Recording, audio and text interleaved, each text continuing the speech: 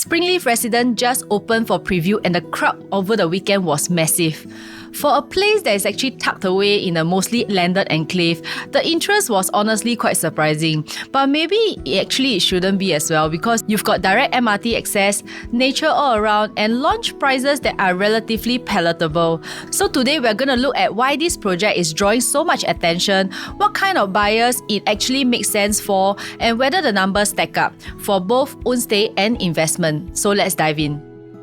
So if you want regular property updates, you can join my Telegram channel, just scan the QR code. And if you want to go and see Springleaf Residence for yourself, you can just call or WhatsApp me at my number over there. So before we dive into the layouts, let's have a quick look at what we're going to go through today. So we'll start with the project fact sheet, which is just the basics, where it's located, who's behind it, to just give you some details for quick context. So next, we'll actually talk about who actually gets to book first. Not everyone goes in at the same time. So basically, there's something called loyalty booking, which gives early access, and we'll break down how that works as compared to the public booking. And thirdly, we will go through the most important part, which is the price mapping. Now, just to be clear, I'm not here to actually predict prices. I'm here to show you how to react and make decisions quickly, even when information is limited, especially if you're trying to spot on paper gains or avoid overpaying. And finally, in the last part, we will actually run through the unit types and floor plans, and I'll share with you which layouts I will personally go for and why. So preview for Springleaf Residence runs from 1st of August to 10th of August. Priority booking will be on the 15th of August, and the public booking starts on the 16th of August. Now, if you're wondering what priority booking means, I'll explain in a bit. But just so you know, historically speaking, for projects like Lentor Mansion, they actually gave priority buyers a lower price than even the starting from price that was shown during the preview. So if you're serious, this is something that you might want to plan for. I'll break down in the video later. So Springleaf Residence is developed by two very established names, namely Guaco Land and Hong Leong Holdings. Guaco Land is actually very known for their luxury projects like Lentor Modern, Midtown Modern, Guaco Midtown, which all have done extremely well in terms of design and performance. Hong Leong, on the other hand, they have been in the game for decades. They have built everything from landed homes to large-scale condos. So together, they bring both premium branding and solid execution. And that gives this project a little bit more credibility, especially for buyers who are a little cautious about newer and lesser-known developers. So Guaco Land has been the main developer that has been shaping the Lentor area. They took up Lentor Central, they took up Lentor Hills, Lentor Modern, and Lentor Mansion. Basically, most of their key sites are there. So, but outside of Lentor, they're also the developer behind Guaco Midtown, actually in Bugis. So they've got a track record of taking on big, meaningful projects, not just a standalone launch. So Springleaf will have 941 units. 909 units will be the 5 residential blocks, and 32 units will be in the conserved building, which used to be Upper Thomson Secondary School.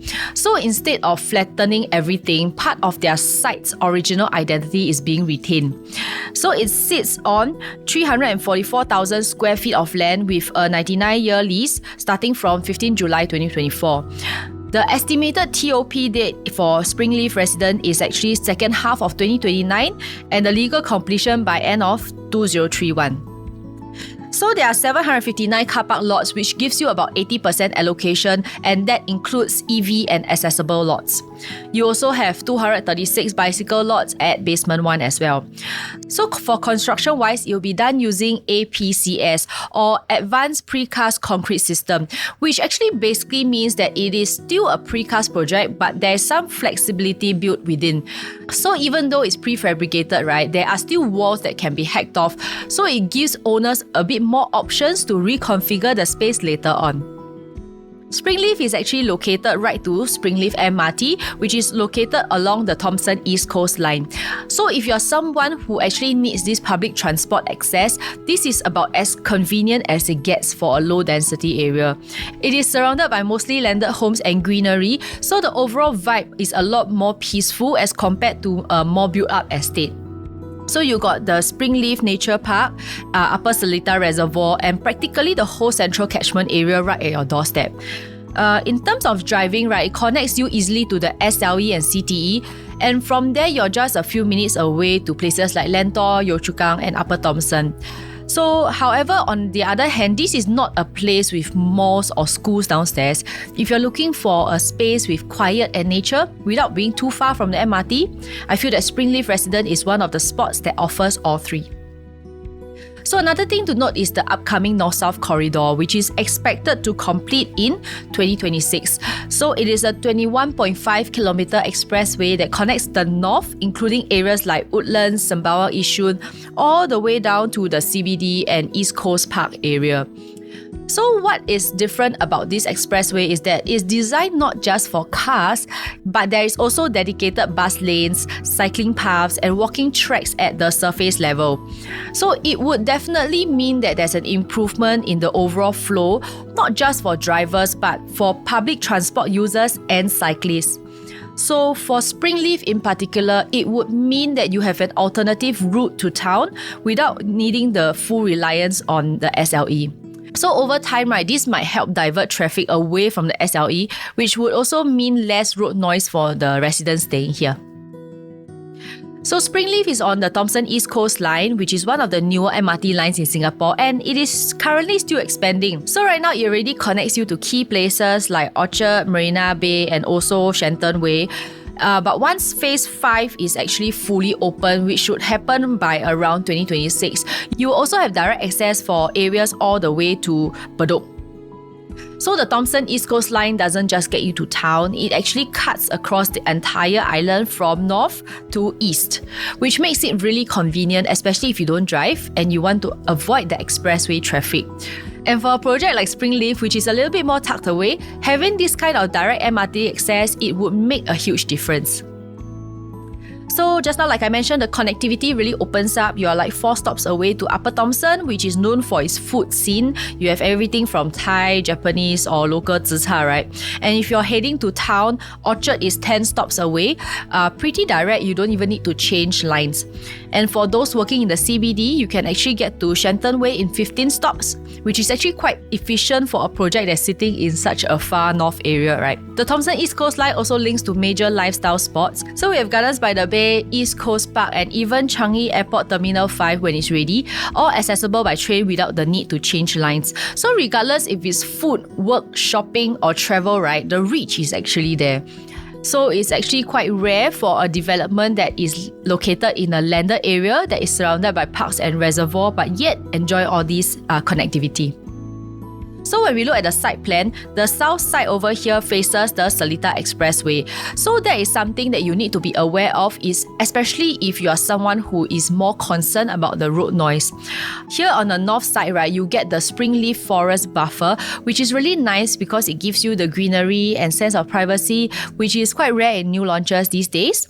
Along the east, and that is where the main entrance is along Upper Thomson Road, and that is where Springleaf MRT is located as well. So access in and out is straightforward, especially those commuting by train. And the blocks are actually laid out with good spacing between them, and the facilities are also pretty spread out as well. You got a 50-meter lap pool, you got some recreational lawns, multiple lounges, and even a heritage walk that leads to the conservation building. Also, one thing that is worth pointing out, right, every single tower has sky terraces, and they've got spaces like gourmet lounges, chill out terrace, and work cocoons. So even if you're not on the highest floors, you still get the elevated communal spots with a view. So for those facing south, right, just now like I mentioned, you are facing the SLE. However, on the other hand, they do get an unblocked view of the Springleaf Forest and Thomson Nature Park. For the units that are facing the west, you actually have the Upper Seletar Reservoir Park, which is long and open views that stretches all the way to Bukit Timah Nature Reserve on a clear day. So for north-facing units, they enjoy the Springleaf Forest view, and you can actually stretch your view all the way to the Mandai Golf Course and even the Singapore Zoo. So most of this project is actually open, green and largely undisturbed. Now we look at the unit mix. It's actually quite clear that Springleaf Residence is designed more for own-stay buyers. While the two-bedders make up about 35%, the majority of the project, around 61%, is with the 3, 4 and 5-bedroom units. So this to me, right, is a strong indicator that the project is targeting families and long-term residents rather than just pure investors.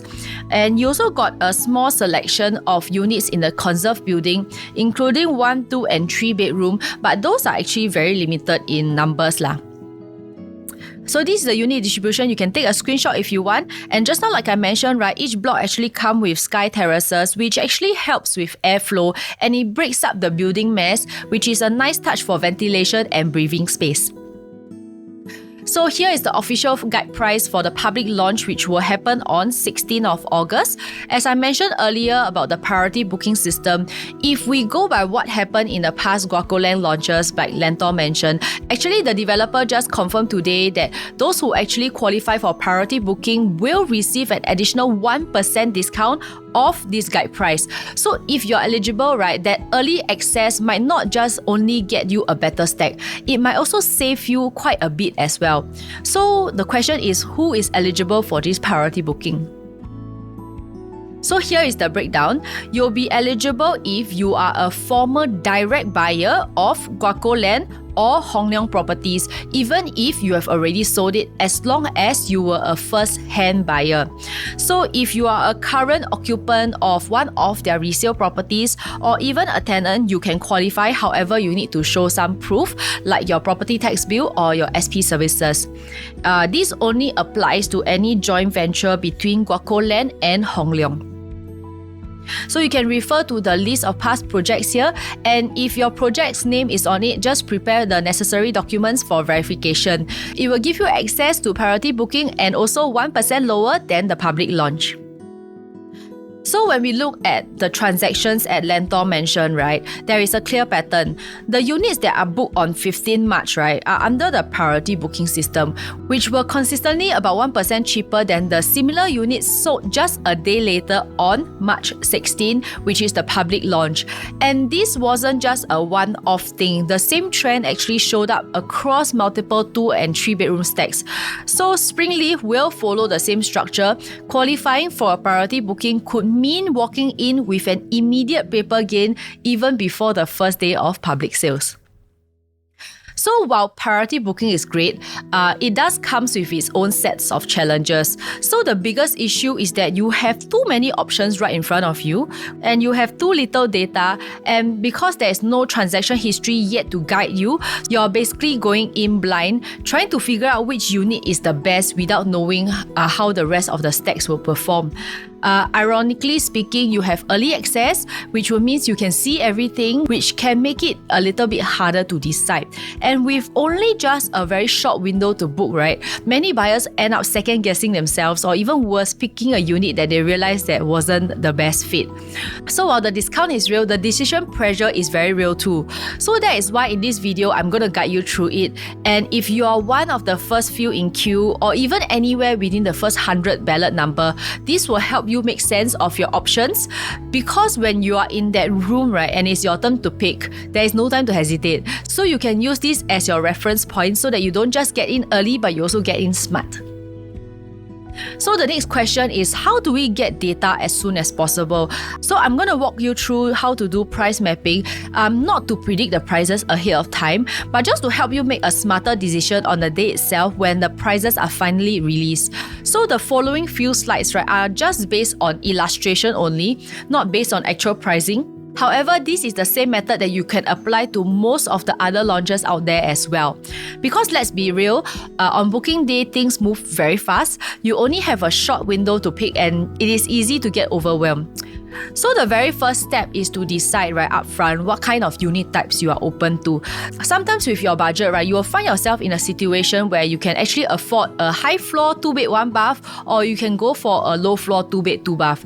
Or would you actually consider to stretch to a 3 compact when you are actually looking at a price of 2-bed 2-bath? Or maybe you are torn between the compact 3-bedder and the full premium layout. So clarifying these choices early, right, will help you narrow down your choices so you're not just flipping through the stack list last minute while others are locking theirs in. So once you have narrowed down your unit type, the next step is to compare them. So one of the easiest ways is to look at the units of the same facing, calculating their premium in between. So let's say you're deciding between a 2-bed 2-bath and a 3-bedroom compact. So take 2 units that are basically on the same floor with the same facing, and the premium, let's say it is 300,000. So with this 140 square foot difference, right, which is 786 minus 646 square feet, the difference of 140 square feet, how much is it worth? So in this scenario, right, it works out to be about 2,142 per square foot for this additional space. So now let's just give an example that this 2-bed 2-bath is actually going at 2,100 per square foot. Then yes, technically speaking, the premium for the 3-bedroom is slightly higher per square foot, but that doesn't automatically mean that it's not worth it. To me, it will be more like a normal premium increase and not like, it will be a shame if I missed it. So for this kind of scenario, you will need to ask yourself, do I really need the 3rd bedroom, or am I just stretching my budget because I can? So now let's look at a very different scenario. If let's say the price premium would be at 200,000 instead of the earlier example of 300,000, that would mean that the premium will work out to be about $1,428 per square foot. So again, if let's say we use a reference of the 2-bed 2-bath being $2,100 per square foot, your premium for the bigger space is $1,428 per square foot. And I think that is a pretty good deal. So in this case, right, I honestly recommend going for the 3-bedroom compact, because you're getting more space at a lower PSF compared to the base unit. So even if you don't really need the 3rd room now, it could actually serve you well in the long run, whether is it future-proofing, rental flexibility, or eventual resale. And just to be clear, again, I'm not here to predict prices. That's not the point. Knowing how to maneuver yourself on a priority booking day is very important. This is really about helping you respond fast and make sense of the numbers when the price list finally drops. You might only have a few minutes to decide, and sometimes with very little guidance. So this framework will actually help you decide logically, even under pressure. So once you've settled for going for the 3-bedroom compact, the next step is to zoom in. So let's say there are 2 different layouts, right? So we have the C1 and C2, 786 square feet and 818 square feet. They are both classified as 3-bedroom compacts, but they have very different facing. So let's say one faces the highway and the other one faces internally, like the pool and something like that. So now we want to compare the price per square foot between these two. Because the size difference, right, is actually not a lot, most of the price difference will likely come from the facing or the layout advantages. So the key question is, how much more are you willing to pay for a better facing? 1%, 3%, 5%? That is something that you definitely have to consider. So after you worked out the premium between the different facings and decided, okay, I'll go for the expressway facing unit, the next step is to decide on the layout, right? So I'm not going to go into details just yet, but this is where you will want to evaluate how the space is being used, whether is there any wasted corridor area, or if the layout actually feels tighter or actually more practical. So later in this video, I'll walk you through the actual layouts and I'll share with you which one I personally prefer, so you can factor that in before you make your final decision.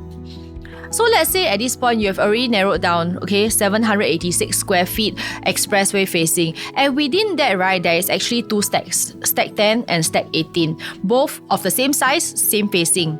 So since the building, right, actually goes up to 25 floors, we are going to break down to 5 segments. So we have level 1, 5, 10, 15, 20, 25, and compare the prices between them. So this way, right, you can actually spot where is the biggest jump. Sometimes you see that going from level 5 to level 10 only adds, like example, $10,000 per floor. But from level 20 to 25, it adds $15,000. So then the question becomes, right, is this premium worth it to you? So this is how we figure out the best value floor tier and the stacks that you have chosen. And then now we will actually go into our floor plan analysis. So here is the 1-bedroom analysis. There are not many 1-bedroom units available at Springleaf Residence because they are all located at the conservation block. So this is a 388 square feet unit located at the conservation blocks, total only 8 units, and the supply is really limited and it starts from 878,000. So one thing that actually stands out, right, is that there is no balcony in this unit, which for some people actually would act as a plus because that means that you don't have any wastage of space. Everything is internal and everything is usable. You get an open kitchen and also a decent sized bedroom. Honestly, for a compact unit, the layout is actually pretty efficient. Definitely it's not going to appeal to everyone, but for singles or investors looking for full indoor usability, this might be the one for you. So for 2-bedroom, this is the 527 square feet, which is a typical dumbbell layout of 2 bed 1 bath. Very compact, honestly not too bad at all. So you get a small dining area and you also get a 2.8 meter wide living area. And yes, the kitchen is not enclosed, but for a 527 square feet, basically a size of 1 bedrooms in other project. And this starts from 1.078 million, and the price is actually pretty attractive.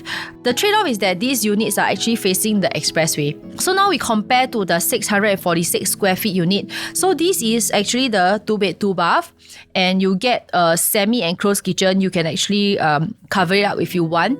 The living area is wider at 3.1 meters. Most of the stacks are actually internal facing the pool or landscaping, and this starts from 1.338 million. So there is a size difference between these two, right, of 119 square feet. And the difference in price starting from is 260,000. So to me, right, one extra bathroom, right, usually commands a premium of about 200,000.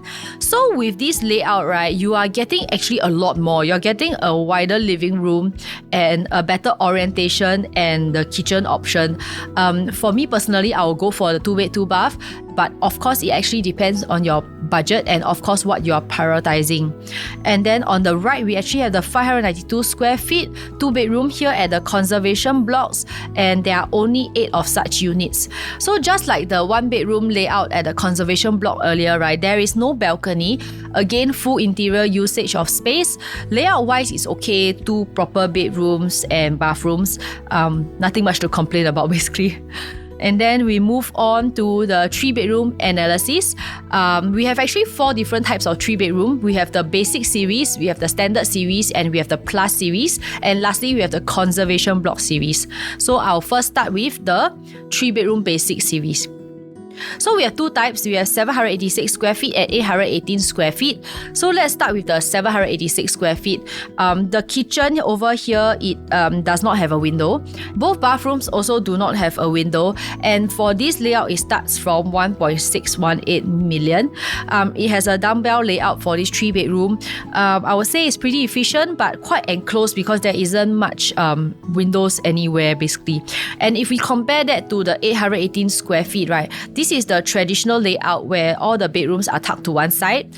This is also the expressway facing units, which some people might choose to avoid. But I personally think there are some upsides to this unit type. You actually have a window in your kitchen. You have also windows in your bathroom. And the kitchen, you can actually basically enclose it if you want. So between the two, if you ask me, I would actually prefer the 818 square feet. Slightly larger, better ventilation, and overall a more flexible kitchen, and it feels more like a livable layout as compared to a 786 square feet. So now I move on to the 3-bedroom standard. We have actually 4 floor plans. So we have 904, 926 and 958 square feet. So 3 different sizes. And to be honest, right, there isn't a major difference in these sizes. And the difference in the square footage, right, actually comes up in the living and dining area over here. So all 4 layouts actually come with a flexi room. And they all have windows in their kitchen and also their bathrooms lah. So you're actually not missing out on natural ventilation or even sunlight. This 904 square feet unit actually starts at 1.898 million, and this is the one that I will personally go for because actually you're getting the same functionality as compared to the rest of the layouts at a lower entry price, which gives you a stronger paper gain from the get-go. So now I move on to the 3-bedroom plus. The indicative starting price for this 1023 square feet will be at 2.148 million, and the difference between the 3-bedroom plus series and the 3-bedroom standard series earlier is the addition of the home shelter and the WC. And if you look closely at these two floor plans, right, most of the additional space actually comes at the walkway. So functionally, they are both very similar. So personally, between these two floor plans, I would go for the 1023 square feet unit. It is more space efficient and you're not paying extra for something that doesn't translate into a better day-to-day living. So here we'll actually group all of them together, the preferred 3-bedroom layouts across the basic, standard and the plus category. So among these three, right, my personal pick is still the 904 square feet. You get an enclosable kitchen, a flexi room which can double up as a helper's room or storage, and you have windows in all the kitchen and toilets, and there is no wasted corridor space, and everything fits neatly within the 904 square feet. However, that being said, right, if let's say the top up to this 1023 square feet, which is an additional of 119 square feet, right, is small, let's say within 150,000, then I think that it is worth considering to upgrade to the 1023 square feet unit. So now we'll touch the 3-bedroom units at the conservation block. Again, there are not many units, a total of 16 units. So there are two layouts for the conservation block. There's 1,119 square feet and 1,259 square feet. Starting with the CC1 over here, you will actually realize that the highlight of this unit is actually the width of the living room, which is actually generous at 7.8 meters long, inclusive of the dining area, which is honestly quite great. However, if you look closely, right, you will notice there are some structural beams at the bottom in the middle of the living room. So you can actually depend on your interior designer to actually merge or conceal them, but it could also mean that it will eat up into your living area and you might lose some usable space visually or physically. And if you actually compare that to the 1,259 square feet unit, the beams are actually pushed out into the balcony, which means that the internal living area feels a little bit more cleaner. And yes, this comes with a proper balcony, which some of you will like because you have outdoor airflow or a place for your laundry and coffee. However, I feel that the balcony is a little bit large. So between these two, right, the layouts are actually pretty livable. They would work well for own stay. But here is the catch, right? These are also your direct competitors with the efficient 3-bedroom layouts of 904 square feet and 1023 square feet, especially if you're comparing based on quantum.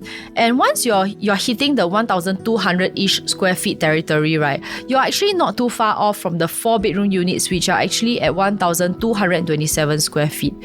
So depending on pricing, some buyers will actually rethink whether they should top up for the extra room. So bear in mind when you're shortlisting. So that's why if you're eyeing for either of these layouts, right, your entry quantum really matters.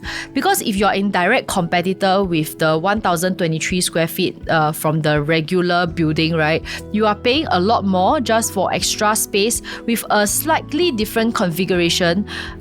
You would definitely need to enter at least 5% cheaper to have that margin for future resale. Because we have actually seen this play out before, like in Avenue South residences, the conservation units, right, they actually struggle to move unless they are priced attractively enough as compared to the smaller units. And for those who entered with a tiny price gap, honestly, they are struggling because they have very limited upside. So in short, right, if you're going into the larger units at this conservation block, your price must be at least 5% lower, and that will be your buffer. So now we move on to the 4-bedroom, and for the 4-bedroom, we have both 1,227 square feet, and honestly, it is pretty much identical. You can have the option of converting it to a 3-bedder by knocking this down and opening up for a larger living and dining space. But do take note, right, there is a beam in the middle which will actually block your view per se. So, but however, that being said, right, as a 4-bedder, this is actually a very usable and well thought out layout. So lastly, we have the 5-bedroom. So 5-bedroom, we have two sizes, 1,453 square feet and 1,475 square feet. So both of them are actually decent in terms of space and planning. But to be honest, I would probably be leaning towards this E1 layout because there is actually a glass panel behind this dining, which actually makes a lot of difference. It can actually bring in natural light and allow proper cross ventilation, something that this E2 layout, right, will not be able to do. So I would actually prefer the E1 layout. And even if, let's say, you are someone who is actually considering to hack off this bedroom number 5 just to widen the living area, again, just note that there is actually a beam in the middle, so you won't get a full open plan view either way. However, between these two, again, I would prefer this E1 as it feels a little bit more comfortable. While the 5-bedroom at Springleaf Residence might still feel a bit narrow in the living room and thus would act better as a larger 4-bedroom, especially if you hack down this bedroom 5, it is a significant upgrade from Lentor Mansion's 5-bedroom. Because having this glass panel behind it makes a huge difference, not just in brightness but airflow. You will get proper cross ventilation with it being brighter, and the whole space will feel more open and less boxed in. And that alone will make the layout a lot livable from a day-to-day standpoint. Because for Lentor Mansion, right, this area is actually quite dark in my opinion. So if you're considering Springleaf Residence, make sure you're not just clear about what you want, but when you're acting on it. So preview actually runs from the 1st of August to the 10th of August, and if you're eligible for loyalty booking or priority booking, that will happen on the 15th of August. Otherwise, the public booking opens on 16th of August. So if you're eligible to be part of the priority booking, it is worth to apply to be a part of it. So if this is a project you're shortlisting, now is the time to get ready. So this is the final weekend of the preview for Springleaf Residence. If you're planning to buy, this is your last chance to view. Ask questions and shortlist the right stacks before the price are released. I'm already helping some clients plan their moves ahead for the booking day. So if you need to see the show flat or need advice on price mapping, layout comparisons, or just want a second opinion, you can reach out to me via my number on the screen, and I'll see you in the next video.